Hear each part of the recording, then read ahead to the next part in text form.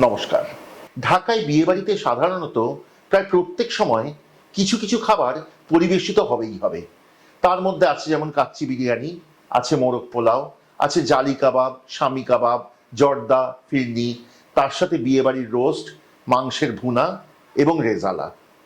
যে রেজালা বিয়েবাড়িতে হয় তা পড়ল গিয়ে পুরান ঢাকায় প্রাচীন বাবুর্চিদের হাতে।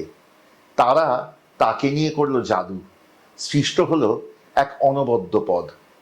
রুটি বা পরোটার সাথে খেতে সবচেয়ে ভালো। তৈরি হলো ঢাকাই আচারি রেজালা, পুরান ঢাকার বাবুর্চিদের হাতের জাদুতে। সেই রান্না শেখাবো, আজ সাথে থাকবেন এক বিশেষ অতিথি, আলপনা হাবিব। চলুন শিখি।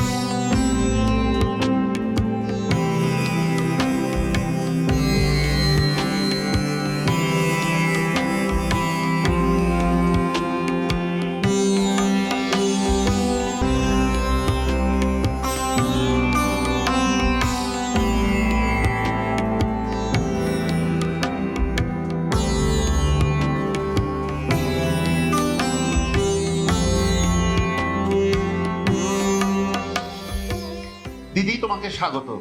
খুব ভাল লাগছে কলকাতায় এসছো, আমাদের কাছে এসছো, আমাদের চ্যানেল সমৃদ্ধ হলো। আমারও সৌভাগ্য। আমার তো ভীষণ ভালো লাগে শুভজিৎদার রান্না। আমি তো একদম ওর রান্নার পাগল, আর ওর পাশে দাঁড়িয়ে আমি রাঁধতে পারছি, এটা আমার সবচেয়ে বড়। ঠিক, এই কথা তুমি বলোই না। আজকে কি রাঁধবো বলো? আচ্ছা, আমি আজকে রাঁধবো হলো, তোমাকে যেহেতু আমাদের ঐতিহ্যবাহী রান্নাগুলো তোমরা দেখাচ্ছ, আমাদের সাধারণত দাওয়াত পার্বণে, বিয়ে, বড় বড় অনুষ্ঠানে কাচ্চি বিরিয়ানি, তারপরে তোমার মোরগ পোলাও, রোস্ট, রেজালা এসব থাকে, খাসির মাংসের কালাভুনা মাংস আজকাল খুব অ্যাড হয়েছে। তো ধরো হলুদ টলুদ আর একটু ছোট অনুষ্ঠানগুলোতে, মানে গায়ে হলুদের কথা? হ্যাঁ, গায়ে হলুদের অনুষ্ঠান বা ধরো ওরকম পাঞ্চিনি বা এনগেজমেন্ট এরকম, তখন পরোটা জাতীয় জিনিসের সাথে খাওয়ার জন্য আমরা একটা চিকেন দিয়ে রেজালা করি। পুরান ঢাকার বাবুর্চির থেকে এটা আমার শেখা। এটার নাম হচ্ছে মুরগির আচারি রেজালা। তো আজকে আমি তোমাকে সেই মুরগির আচারি রেজালা। দারুণ, আমি তো খুব এক্সাইটেড। প্রথমে কি করতে হবে বলো? সবচেয়ে প্রথমে আমাদের যেটা করতে হবে, সবকিছু তৈরি করে হাতের কাছে নিয়ে বসলে সুবিধে হয়।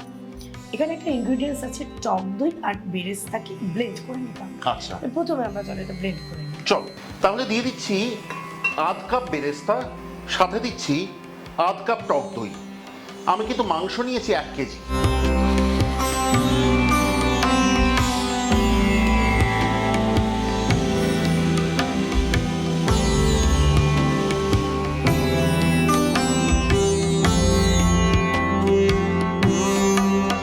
তুমি এবারে তেল দিবে, হ্যাঁ, 1/3 কাপ পরিমাণ তেল দিবে, সরষের তেল। আচারি বলে কথা, আর একটু দাও। তো এবারে তুমি এর মধ্যে দিবে এলাচ, দারচিনি, তেজপাতা। আচ্ছা, লবঙ্গ না? না, গরম মশলা যেটাকে আমরা বলি। এখন তুমি এতে মশলা দেবে। মশলা কি কি দেবে? প্রথমে নাও আদা বাটা 1 থেকে 1.5 টেবিল স্পুন দিতে হবে। হ্যাঁ, তারপরে তুমি দেবে 1.5 চামচ দিলাম। হ্যাঁ, দাও। রসুন বাটা, রসুন বাটা 1 টেবিল স্পুন দিলেই হবে। এবার তুমি এতে দই আর বেরেস্তা ব্লেন্ড করাটা ঢেলে দিবে।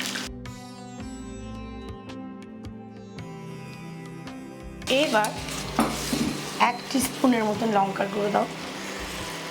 আচ্ছা, হলুদ দাও, এক টিস্পুন ভরে হলুদ দাও।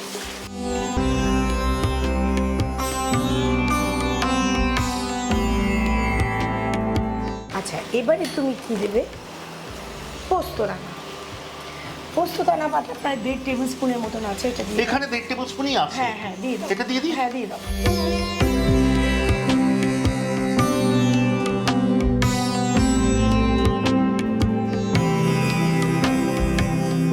এবার যেটা মেপে দিতে হবে, যেটা বেশি হলে তীব্রতাটা বেড়ে যাবে, কিন্তু শাহি বলে একটা ব্যাপার, সেটা হচ্ছে জায়ফল জয়িত্রীর গুঁড়া। আমি এই 1/4 টিস্পুন জায়ফলের জয়িত্রীর গুঁড়া এবং 1/4 টিস্পুন জায়ফলের গুঁড়া, মানে মোটামুটি একটুখানি করে। হ্যাঁ একটুখানি করে। এটা যথেষ্ট তীব্র গন্ধ আছে, কিন্তু এটা একটা শাহি এফেক্ট আনে। হ্যাঁ, আচ্ছা। আর এর মধ্যে আমরা এখন দেব লবণ, 1 টিস্পুনের মতনই লবণ দিলাম। হ্যাঁ, আর টক এবং লবণাক্ততাকে ফুটিয়ে তুলবে হচ্ছে চিনি। সো আমি প্রায় 1 টেবিল স্পুনের মতন চিনি। আচ্ছা,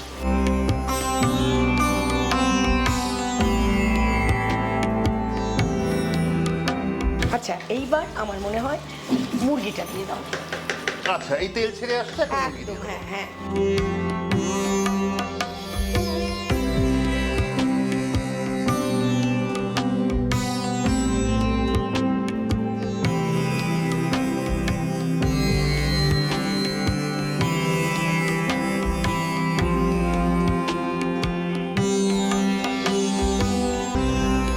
সুন্দরভাবে মিশে গেছে মশলার সাথে সব মুরগির টুকরা।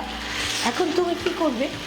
এটাকে তুমি ঢেকে অন্তত 10 মিনিট, আমাদের এটা ব্রয়লার চিকেন তো সেদ্ধ হতে বেশি সময় লাগে না, তো এটাকে আমরা ঢেকে আচ্ছা, ঢাকার আগে আমরা এর মধ্যে 1 কাপ খানিক জল ঢেলে দেবো। আচ্ছা, 1 কাপ আন্দাজ জল, আরেকটু, বাস, দ্যাটস ইট। এইবার এটাকে ভালো করে মিশাও।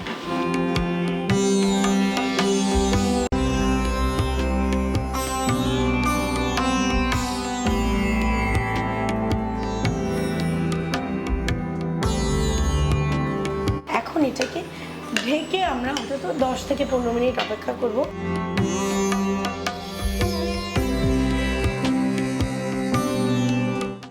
আঁচটা তুমি এক কাজ করো, মাঝারি করে দাও। আচ্ছা, মাঝারি করে দাও, তাহলে আমরা 15 মিনিট পরে ফিরে আসি। দিদি আমাদের কিন্তু 15 মিনিট হয়ে গেছে। একদম, তাহলে এবার চলো। খুলি? হ্যাঁ হ্যাঁ, আহা, একদম আমার মনে হয় এটা অনেকটাই সিদ্ধ হয়ে গেছে। ভালো করে একটু নেড়ে নাও। এখন আমরা রেস্ট অফ দ্য ইনগ্রিডিয়েন্টস এতে মিশাবো।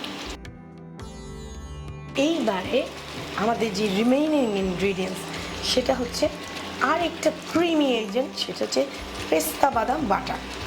আচ্ছা, দিয়ে দেবে। এখানে ধরো 2 চামচ মতো আছে। 1 টেবিল স্পুন আছে। 1 টেবিল স্পুন মানে 2 চা চামচ, 2-2.5 চা চামচ। হ্যাঁ,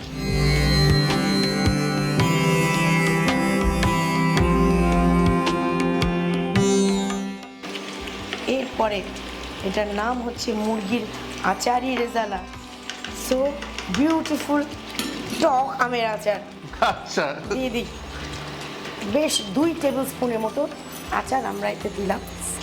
এবার এতে দেব দুধ, 1 কাপ দুধ। দুধ।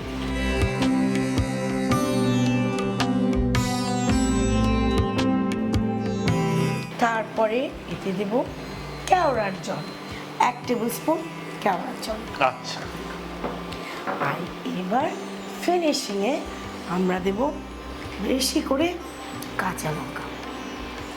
কেওড়ার সাথে এই কাঁচা লঙ্কাটা মিলে একটা অপূর্ব একটা এফেক্ট হয়। এইবার তুমি এটাকে ঢেকে দেবে এবং আরো 10 মিনিট রান্না। আচ্ছা, এই কাঁচা লঙ্কাগুলো কিন্তু আমরা ছিঁড়ে নিয়ে কিছু না, কিচ্ছু না, গোটা কাঁচা লঙ্কা। এটার পুরো এটার অ্যারোমাটা ছড়াবে এর মধ্যে। ঝালটা কম যাবে, অ্যারোমাটা হ্যাঁ, বেশি যাবে। অ্যারোমাটা যাবে। ঢেকে দিলাম। হ্যাঁ, ঢেকে দাও। তাহলে আমরা ফিরে আসবো 10 মিনিট পর। দিদি আমাদের 10 মিনিট হয়ে গেছে। বাস, এবার তাহলে খুলে দেখি। হ্যাঁ, খুলে দাও। বাহ,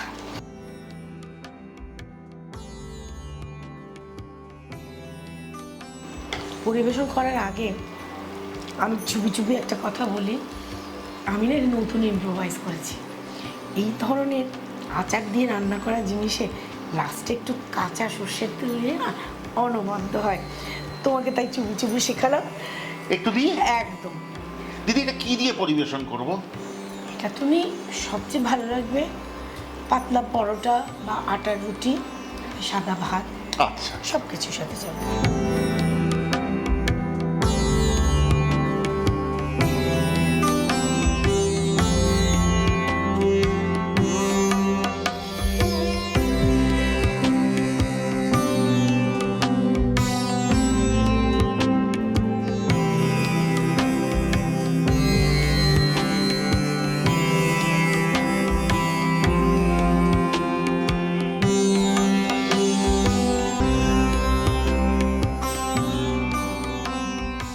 শুভজিৎদার অনারে মুরগির আচারি রেজালা